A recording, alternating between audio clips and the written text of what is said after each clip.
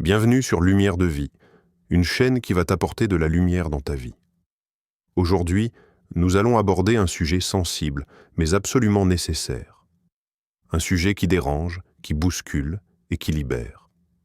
Car beaucoup de chrétiens vivent dans la peur, la culpabilité et l'autocondamnation, non pas à cause de la Bible, mais à cause de mensonges qu'on leur a appris à croire. Depuis des années, certaines idées se sont installées dans l'esprit des croyants, comme des vérités absolues, des règles non écrites, des interdictions implicites, des jugements silencieux.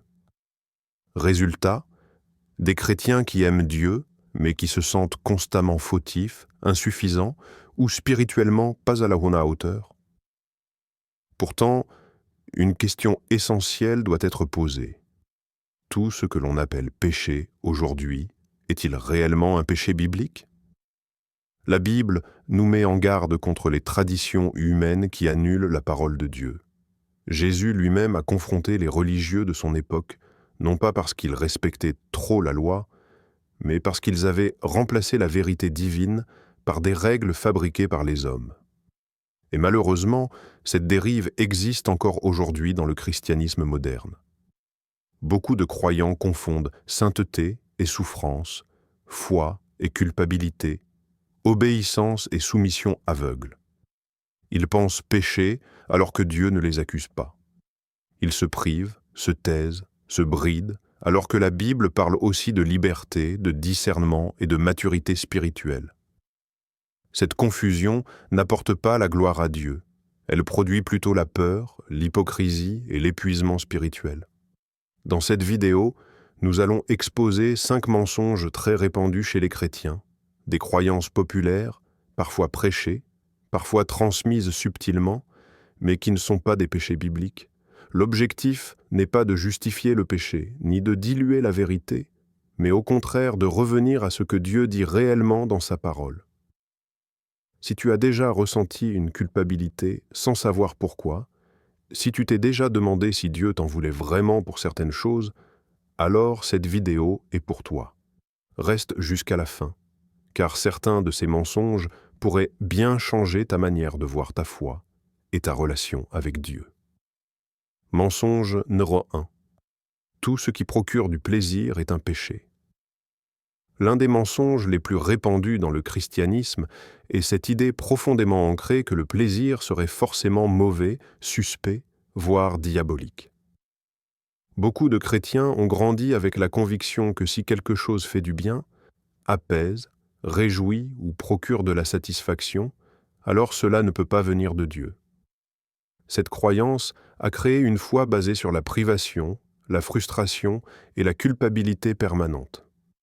Pourtant, la Bible ne dit nulle part que le plaisir en soi est un péché. Ce que la parole condamne, ce n'est pas la joie, ni le bien-être, ni même le plaisir, mais l'excès, la domination du péché et l'idolâtrie. Confondre plaisir et péché, c'est déformer le message biblique et présenter Dieu comme un père dur, opposé au bonheur de ses enfants. La parole nous rappelle que Dieu est un Dieu de joie. Il a créé les sens, les émotions, la beauté, la musique, la nourriture, le repos. La Bible dit clairement que Dieu donne toutes choses avec abondance pour que nous en jouissions. Ce verset seul suffit à démonter l'idée que jouir des bonnes choses serait automatiquement condamnable. Le problème n'est donc pas le plaisir, mais ce que nous en faisons et la place que nous lui donnons. Beaucoup de croyants vivent dans une tension intérieure constante. Ils remercient Dieu pour une bénédiction, mais se sentent coupables d'en profiter. Ils ont du mal à se réjouir pleinement, comme s'ils devaient toujours payer un prix spirituel pour chaque moment de bonheur. Cette mentalité ne produit pas la sainteté, mais une foi rigide, parfois hypocrite, où l'on cache ses joies par peur d'être jugé. La Bible enseigne l'équilibre. Elle ne glorifie ni l'ascétisme extrême ni la débauche. Elle appelle à la maîtrise de soi, pas à la suppression de toute joie. Jésus lui-même a été accusé d'être trop libre, de manger, de boire, de partager des moments de convivialité. Ce n'était pas un homme triste, fermé ou austère. Il incarnait une foi vivante, incarnée, profondément humaine et spirituelle à la fois. Ce mensonge est dangereux, car il pousse certains chrétiens à associer la souffrance à la sainteté, comme si plus on se prive, plus on est proche de Dieu. Or, la souffrance n'est pas une preuve de pureté, et le plaisir n'est pas une preuve de péché. La vraie question biblique n'est jamais « est-ce que cela me fait plaisir ?» mais plutôt « est-ce que cela me détourne de Dieu ? Est-ce que cela me domine ? Est-ce que cela détruit ma relation avec lui ou avec les autres ? » En réalité, ce mensonge vole aux croyants la liberté que Christ est venu donner. Il transforme la foi en fardeau et éloigne beaucoup de personnes de Dieu, non pas à cause du péché, mais à cause d'une image faussée de la sainteté. Comprendre que tout plaisir n'est pas un péché, c'est retrouver une foi équilibrée, mature et profondément biblique.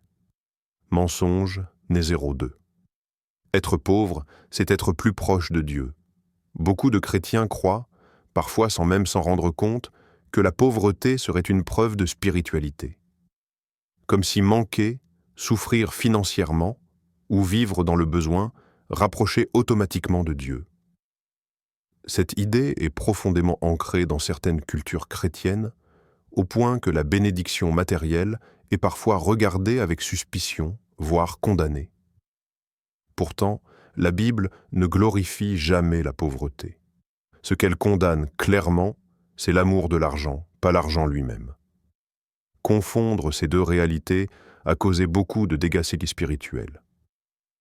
Des croyants honnêtes, travailleurs et fidèles se sentent coupables de vouloir améliorer leurs conditions de vie, comme si désirer le progrès ou la stabilité financière était incompatible avec une foi sincère. La parole de Dieu nous montre de nombreux hommes et femmes profondément proches de Dieu qui n'étaient pas pauvres. Abraham, Isaac, Jacob, Job, David ou Salomon ont connu l'abondance matérielle sans que cela n'annule leur relation avec Dieu. Ce qui faisait la différence, ce n'était pas leur niveau de richesse, mais la place que Dieu occupait dans leur cœur. La Bible est très claire. La richesse devient un piège seulement lorsqu'elle prend la place de Dieu. Ce mensonge pousse certains chrétiens à accepter la misère comme une fatalité spirituelle. Ils prient, ils servent Dieu, mais intérieurement, ils pensent que souffrir financièrement est une forme de sainteté. Cette mentalité peut conduire à l'inaction, au découragement, voire au rejet des opportunités, par peur de s'éloigner de Dieu. Pourtant, Dieu n'a jamais demandé à ses enfants de glorifier le manque. Être humble ne signifie pas être pauvre. L'humilité est une attitude du cœur, pas un compte bancaire. On peut être humble et béni, comme on peut être orgueilleux et pauvre. La Bible appelle à la sagesse, à la bonne gestion, au travail et à la générosité. Elle ne présente jamais la pauvreté comme un idéal spirituel à rechercher, mais plutôt comme une situation dont Dieu veut parfois délivrer. Jésus n'a pas prêché la pauvreté comme une vertu en soi. Il a prêché le détachement du cœur, la confiance en Dieu et la priorité du royaume. Lorsqu'il parlait des richesses, ce n'était pas pour condamner ceux qui possèdent, mais pour avertir contre l'illusion de sécurité qu'elles peuvent créer. Le problème n'est donc pas ce que tu as, mais ce à quoi tu fais confiance. Croire que la pauvreté rapproche de Dieu peut enfermer le chrétien dans une mentalité de manque permanent. Comprendre que Dieu ne condamne pas la bénédiction mais l'idolâtrie permet de vivre une foi plus équilibrée, responsable et libérée de la culpabilité inutile. Dieu ne cherche pas des enfants misérables, mais des cœurs fidèles, reconnaissants et dépendants de lui, quelles que soient leurs ressources. Mensonge, Néron 3. Se défendre, c'est manquer, et beaucoup de chrétiens vivent avec cette idée profondément ancrée que se défendre serait contraire à l'amour chrétien. On leur a appris que pardonner signifie tout accepter, que tendre l'autre joue signifie se laisser écraser et que poser des limites serait une forme d'égoïsme ou de manque de foi. Résultat, des croyants sincères supportent l'injustice, l'abus et le mépris en silence, persuadés que Dieu attend cela d'eux. Pourtant, la Bible ne confond jamais amour et passivité. Pardonner ne signifie pas tout tolérer. Aimer ne veut pas dire se laisser détruire. Jésus a enseigné l'amour des ennemis, oui, mais il n'a jamais enseigné l'acceptation de l'injustice sans discernement. Lui-même s'est opposé fermement à l'hypocrisie, à l'abus spirituel et à l'exploitation des plus faibles. Lorsque Jésus a été frappé injustement, il n'a pas tendu l'autre joue de manière aveugle. Il a posé une question claire et juste. « Si j'ai mal parlé, montre ce que j'ai dit de mal, mais si j'ai bien parlé, pourquoi me frappes-tu » Cette réponse montre que se défendre avec sagesse et vérité n'est pas un péché. C'est même parfois une nécessité pour préserver la justice et la dignité. Ce mensonge est particulièrement dangereux, car il ouvre la porte aux abus spirituels, émotionnels et parfois physiques. Des chrétiens restent dans des relations toxiques, des environnements destructeurs ou des situations humiliantes, croyant qu'ils glorifient Dieu par leur silence. Mais la Bible ne glorifie jamais l'oppression. Elle appelle au discernement, à la sagesse et à la protection de la vie. Aimer son prochain ne signifie pas s'oublier soi-même. La Bible nous appelle à aimer notre prochain comme nous-mêmes, ce qui implique que notre propre valeur compte aussi.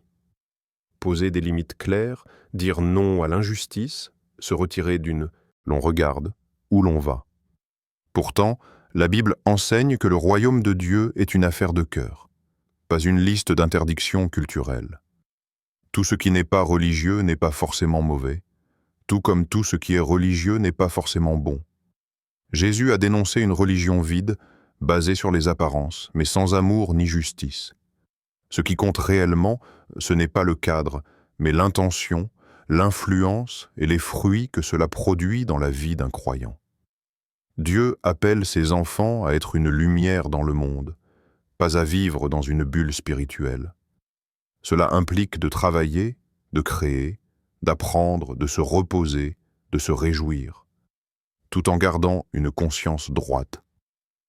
La sainteté biblique ne consiste pas à éviter toute chose non religieuse, mais à vivre chaque chose avec sagesse, discernement et fidélité à Dieu. Comprendre que tout ce qui n'est pas religieux n'est pas mauvais libère les chrétiens du légalisme et de la peur. Cela permet de vivre une foi incarnée, authentique, capable d'influencer positivement le monde sans se laisser corrompre. Dieu ne cherche pas des croyants enfermés dans des règles humaines, mais des cœurs transformés, capables de refléter sa lumière dans tous les domaines de la vie. Mensonge, ndeugue six. Dire non, c'est manquer d'humilité chrétienne. Beaucoup de chrétiens ont appris que dire non serait une preuve d'orgueil ou de manque d'humilité. On leur a enseigné que le vrai croyant doit toujours accepter, toujours se rendre disponible, toujours se sacrifier, même au détriment de sa paix, de sa santé ou de sa famille. Résultat, des personnes épuisées, frustrées et parfois brisées, mais convaincues qu'elles plaisent à Dieu. Pourtant, la Bible ne présente jamais l'humilité comme une négation de soi destructrice. L'humilité biblique consiste à reconnaître sa dépendance à Dieu, pas à s'annuler devant les hommes. Dire non n'est pas un péché lorsque ce non est guidé par la sagesse, le discernement et l'obéissance à Dieu. Jésus lui-même n'a pas répondu favorablement à toutes les demandes.